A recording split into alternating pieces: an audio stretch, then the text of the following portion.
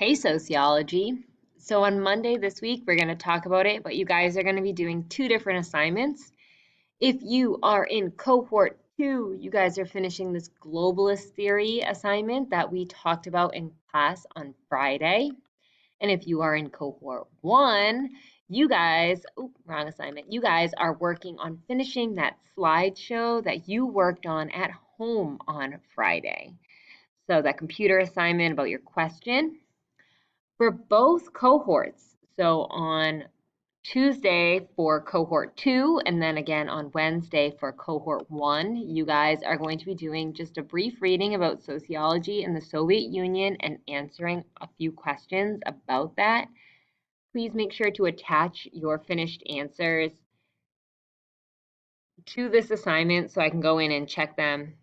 And also, please make sure that you are finishing and checking any missing assignments. So if you know we did a day's worth of classwork and you didn't do it, you didn't write a question, you didn't finish your slideshow, please make sure by Wednesday that we're all on the same page and that we're all caught up.